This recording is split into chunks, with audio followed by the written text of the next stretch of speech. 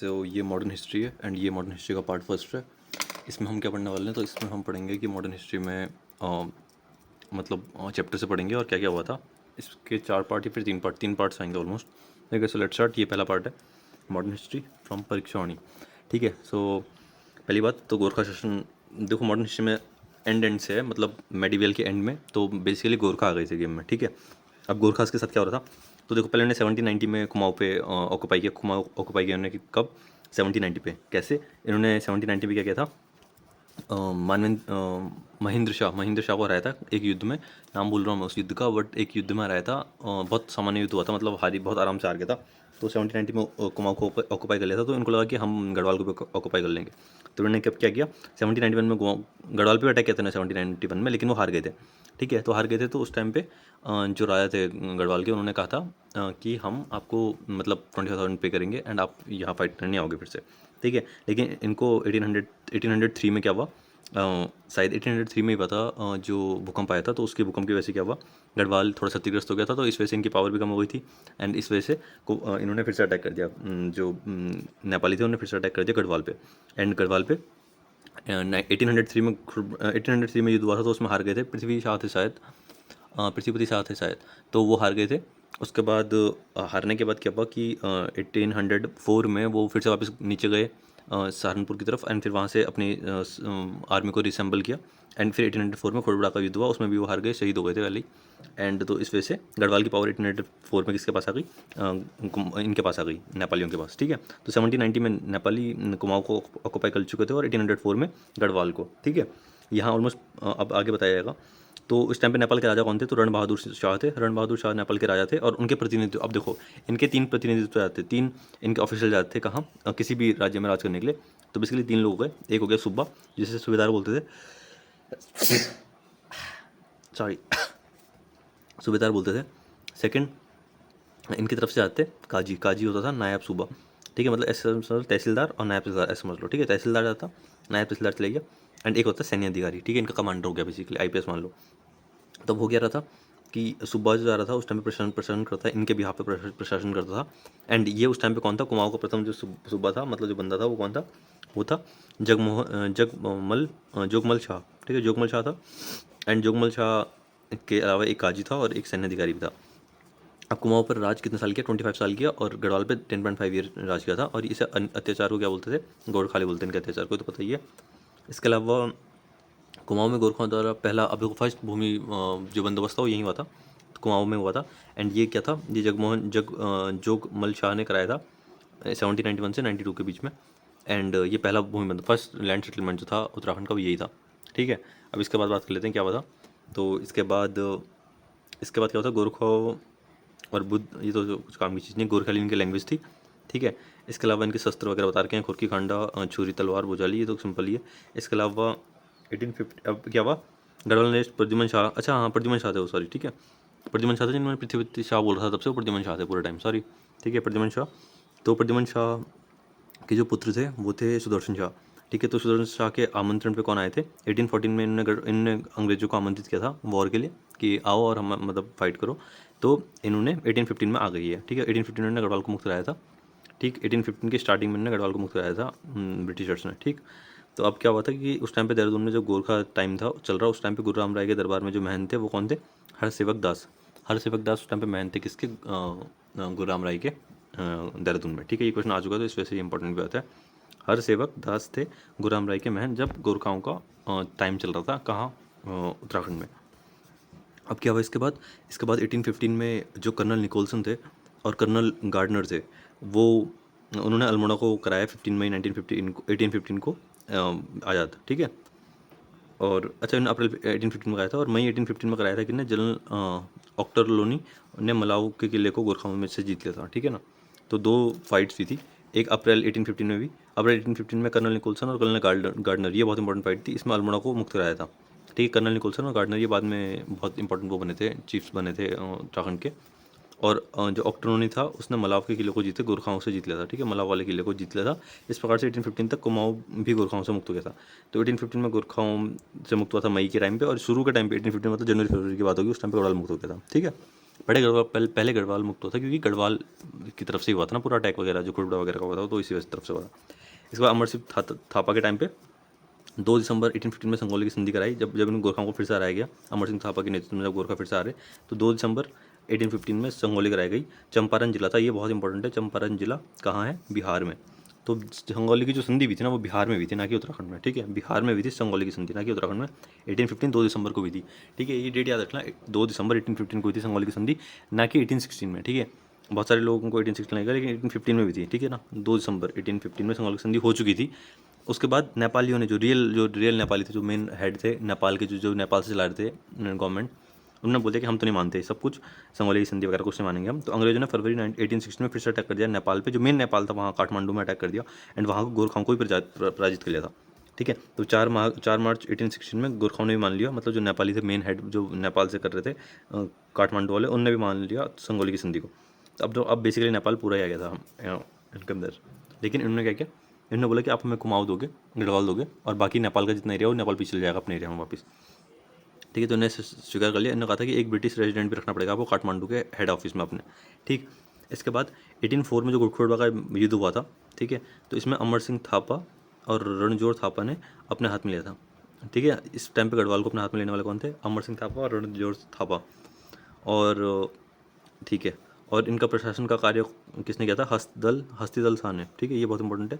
गढ़वाल में जो गोरखाओं का प्रशासन का कार्य कर रहे थे, वो कौन करते थे? हस्तिदल शाह, क्योंकि तो वॉरियर्स थे, तो फाइट करने पर लगे थे हर जगह जा जाकर। लेकिन हस्तिदल शाह थे जिन्होंने चलाए थे यहाँ के रूल को, चलाया था गढ़वाल के रूल को। ठीक है, अब एक गोरखाओं का कर है, ये मैं बाद में बताऊंगा आपको, इसका पूरी एक अलग वीडियो बनेगी, तो उसमें बताया जाएगा कर वगैरह। अंग्रेज शासन के टाइम पे भी जो कर चल रहे थे वो बताऊंगा बाद में। बात कर लेते हैं क्रांति की, 1857 की क्रांति। ठीक है, 1857 का युद्ध की बात करेंगे अब हम। तो इस टाइम पे क्या क्या हुआ था? उत्तराखंड को ज़्यादा फर्क पड़ा नहीं था युद्ध का। क्यों? क्योंकि गोरखियाली शासन चलने से बेटर था कि अंग्रेजों का शासन चले। अंग्रेज के जो कमिश्नर थे उस टाइम पे वो रैमजे थे। तो रैमजे काफ़ी उदार और कुशल शासक थे, ऐसा बताया गया है। ठीक है, मतलब ज़्यादा वो नहीं किया उन्होंने, टॉर्मेंट नहीं किया जनता को। इसके अलावा टेरी नरेश की जो थी वो अंग्रेजों के प्रति भक्ति थी, इस वजह से ये भी नहीं आए गेम के अंदर फाइट में अंग्रेजों के खिलाफ।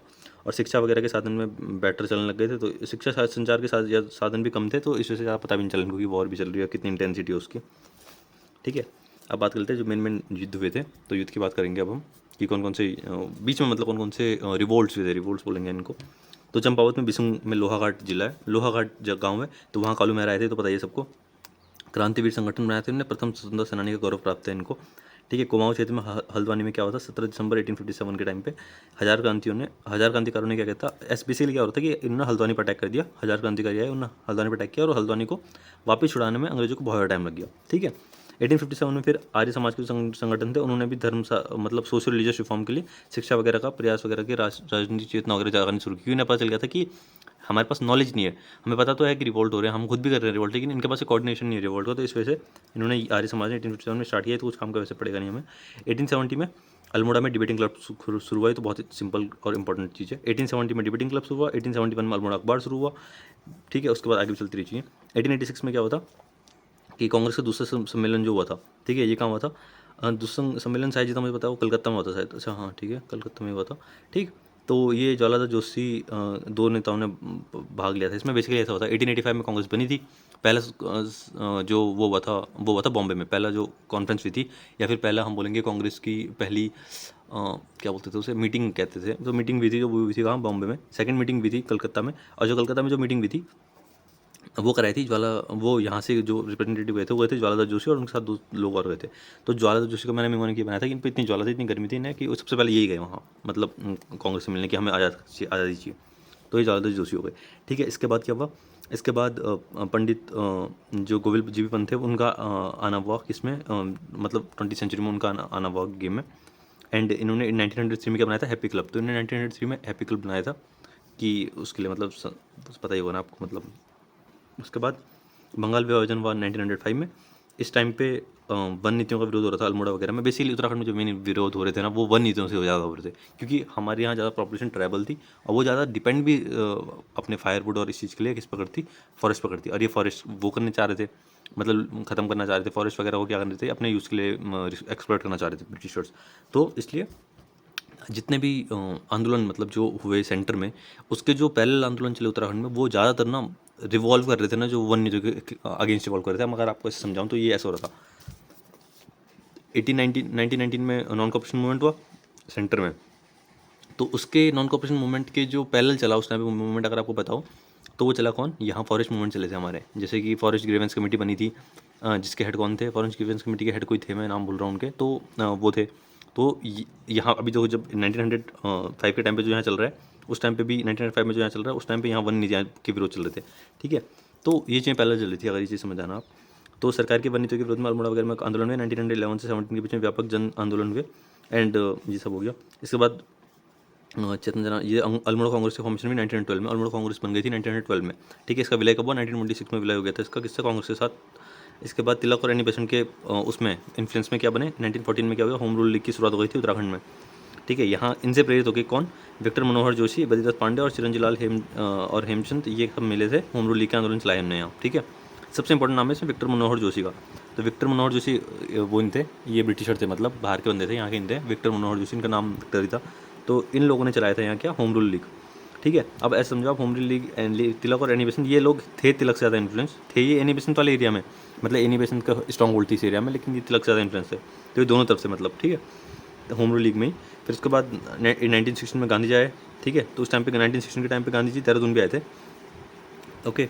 इसके बाद ये सब चीज़ें हैं। उसके बाद जीबी पंत, हरगोविंद पंत और बद्रीदत्त पांडे ने क्या किया था, 1916 में कुमाऊं परिषद बनाई थी। तो 1912 में क्या बनी, अल्मोड़ा कांग्रेस, 1916 में क्या बनी, कुमाऊं परिषद बनी, ठीक। इसके अलावा कुली बेगार वगैरह के फाइट वगैरह भी, देखो यहाँ पे लिखा हुआ है, जंगलात कानून की भी फाइट भी थी, ठीक है।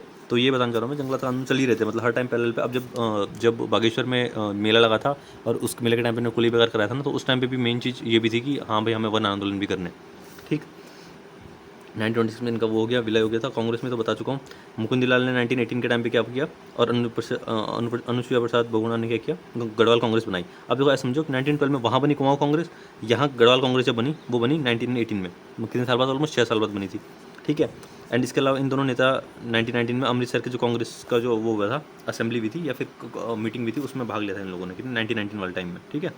अनुसुईया प्रसाद बहुगुणा और बैरिस्टर मुकुंदलाल, ठीक। इसके बाद 1929 तक गांधी जी नेहरू कुमाऊं के 13 जून से 4 जुलाई के बीच में, ऑलमोस्ट 15 दिन के लिए, नहीं 20-21 दिन के लिए ये लोग आए थे कहाँ, कुमाऊं, ये आए थे कहाँ, कुमाऊं वाले एरिया में आए थे, हल्द्वानी, भवाली, तालीगढ़, ये सारी जगह कुसानी वगैरह गए थे। कुसानी में 12 दिन तक रुके थे, यहाँ इन्होंने अनाशक्ति योग की बुक लिखी थी, और यंग इंडिया और नवजीवन नामक पत्रिकाओं का भी कुछ लिखी लिखा था इन्होंने, ठीक है। इसके अलावा इन्होंने सिर्फ कुसानी को भारत को स्विट्जरलैंड कहा था। तो आपको इसमें 3 चीज़ें याद रखनी, कुसानी गए थे 12 दिन तक, भारत को स्विट्जरलैंड, ये हो गया पहले पॉइंट। उसके बाद गांधी जी ने अनाशक्ति योग लिखी, यंग इंडिया लिखी और नवजीवन लिखी। इसका मेमोनिक बनाया था मैंने कुछ, कि बता दूंगा फिर से एक बार, मैंने किसी वीडियो में बनाया है इसका मेमोनिक, ठीक है। तो ये हो गया। उसके अलावा गांधी जी गढ़वाल क्षेत्र में आए थे 16 से 24 अक्टूबर तक 1929 में, ये गढ़वाल क्षेत्र में भी इन्हें सभाएँ की थी अपनी। उसके बाद 26 जनवरी 1930 के टाइम पर टिहरी रियासत को छोड़ गया, याद होगा आपको, लाहौर में झंडा रोहण किया था इन्होंने, नदी के बगल में, शायद नदी कौन सी, सतलुज थी शायद, कोई नदी थी, उसके बगल में नेहरू ने क्या किया था, झंडा फहराया था। तो सबको बोलता था झंडा फहराने को 1930 में, तो बट इन्होंने नहीं फहराया, मतलब टिहरी में नहीं फहराया गया, ठीक है।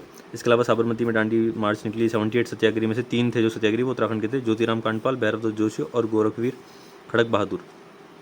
इसके अलावा अब इसके अलावा क्या चल रहा था, तो यहाँ पे ये हो गया था। इसके बाद क्या हुआ था, ब्रिटिश गढ़वाल में पहला राजनीतिक सम्मेलन जो हुआ गढ़वाल में, हुआ 1930 में, कहाँ, दुगड्डा में, ठीक है। ये बहुत इंपॉर्टेंट चीज़ है, पहला राजनीतिक सम्मेलन जो हुआ था वो 1930 में हुआ था, गढ़वाल की तरफ, ठीक है। 1930 में, क्योंकि गढ़वाल में बहुत सी चीज़ें देर में चल रही थी, कॉज पूरा एरिया टिहरी के पास था, और टिहरी मतलब वहाँ राजा था, तो वो थोड़ा ज़्यादा उनका वो चल रहा था, ठीक है। प्लस वो डिस्कनेक्टेड भी था बाकी चीज़ों से, तो इस वजह से पहला राजनीतिक सम्मेलन जो हुआ था 1930 में हुआ था दुगड्डा में। इसके अलावा जो दुगड्डा में था वो राष्ट्रीय होटल था, उस होटल का नाम, जहाँ ये काम करते, और ये मतलब जहाँ बातें करते, और ये स्वतंत्रता सेनानी धनीराम मिश्र थे, उनके होटल था ये, ठीक है। ये होटल 1942 तक आंदोलनकारियों का मुख्य स्थल रहा था, अब ये खंडर बन चुका है बट, ठीक है। इसके अलावा 23 अप्रैल 1930 को पेशावर में, अब ये तो आपको पता ही होगा, सबसे इंपॉर्टेंट चीज़, चंद्र सिंह गढ़वाली ने, अब देखो 1930 में होता है, चंद्र सिंह गढ़वाली ने क्या किया था, अफवाह पर गोली चलाने से मना कर दिया था, और इसके लिए पेशावर कांड से बोलते हैं। इसकी अब ये बात याद रखना, इसके लिए मोतीलाल नेहरू ने कहा था, ठीक है, कि गढ़वाल दिवस मनाया जाएगा, मोतीलाल नेहरू ने। ऐसा समझ लो कि 1930 से पहले मोतीलाल नेहरू ज़्यादा इंपॉर्टेंट थे हमारे उसमें, मतलब बोलते ज़्यादा थे, 1930 तक मोतीलाल नेहरू की पावर ज़्यादा थी, तो उन्होंने बोलता गढ़वाल दिवस मनाने को, ठीक। इसके अलावा 1930 में गढ़ुलिया स्टोर डकैती में भवानी सिंह थे जिनने की थी। अब ये चीज़ याद रखना कि जो भवानी सिंह थे वो वही थे, वो हसरा के पहले मेंबर, हसरा के पहले शायद मेंबर थे हसरा के, जिन्होंने हसरा क्या थी, हिंदुस्तान सोशलिस्ट रिपब्लिकन एसोसिएशन थी हसरा। ये किसकी थी, ये ये थी किनकी, शहीद भगत सिंह की ऑर्गेनाइजेशन थी। जब भगत सिंह यहाँ आए थे तो इनने ट्रेनिंग भी दी थी भगत सिंह को गोलियां वगैरह कैसे चलानी और वो सब करने के। तो ये भवानी सिंह थे, भवानी नाम से पता चल रहा है आपको। भवानी अगर आपको समझ नहीं आ रहा तो भवानी आप ऐसे याद रखते हो कि आईएनए की जो एक स्क्वाड्रन थी उसका नाम भवानी ही था, ठीक है। तो मतलब ये रिवोल्ट वाले, ये वो थोड़ा रिवोल्यूशनरी टाइप वाले थे, ये थोड़ा आर्म्ड रिवोल्यूशन वाले टाइप के थे, ठीक है। इसके बाद सोमेश्वर अल्मोड़ा के नज़दीक चनुंदा गांव में 1937 के टाइम पे शांतिलाल त्रिवेदी के प्रयास से गांधी आश्रम की स्थापना हुई। तो गांधी आश्रम की स्थापना किसने कराई, 1937 में शांतिलाल ने कराई थी अल्मोड़ा की तरफ, ठीक है। गांधी आश्रम की स्थापना हुई, वो स्थान राजनीतिक गतिविधियों का केंद्र बना रहा। दोस्तों 1942 को गांधी आश्रम को ताला लगा दिया गया 1942 में, ठीक है, 2 सितंबर। अब बात करते हैं इंडिविजुअल सत्याग्रह की। इंडिविजुअल सत्याग्रह में क्या हो रहा था, गांधी ने बोला था कि इंडिविजुअल सत्याग्रह करो 1940 के टाइम पे। तो 1940 के टाइम पे महाराष्ट्र के पनवार आश्रम में व्यक्तिगत सत्याग्रह का औपचारिक शुरुआत हो गई थी 1940 में, ठीक है। जवाहरलाल, अब ये क्या हो रहा था बेसिकली 1930 में जो हुआ था ना वो सत्याग्रह हुआ था, ये इंडिविजुअल सत्याग्रह था उसके बाद 10 साल बाद। तो यहाँ जवाहरलाल नेहरू पहले वो बने थे। अच्छा, पहले सत्याग्रही जो थे वो थे आचार्य विनोबा भावे, इनको इंडिविजुअल सत्याग्रही बोलते हैं, पहले ये थे। उसके बाद बने जवाहरलाल नेहरू सेकंड, उसके बाद बने तीसरे ब्रह्मदत्त बने तीसरे सत्याग्रही। उत्तराखंड में भी सत्याग्रह चल रहा था, व्यक्तिगत सत्याग्रह मतलब इंडिविजुअल सत्याग्रह। तो इसमें जगमोहन सिंह नेगी पहले सत्याग्रही थे, ठीक है। इसके अलावा भागीरथी देवी स्वयं को व्यक्तिगत सत्याग्रही घोषित करने वाली पहली महिला थी। कौन, भागीरथी देवी, ठीक है। दुर्गादत्त जोशी कुमाऊं के पहले व्यक्तिगत सत्याग्रही थे, उन्होंने टाटा, ये तो फालतू है। इसके बाद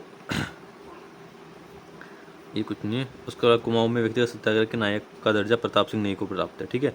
तो कुमाऊं में जो व्यक्तिगत सत्याग्रही थे ना उसका जो दर्जा है वो किसको प्राप्त है, प्रताप सिंह नेगी को, ठीक। तो ये हो गया इतना, इसका वाला बाकी मैं बाद में बताऊंगा, ठीक है। Thank you, bye bye.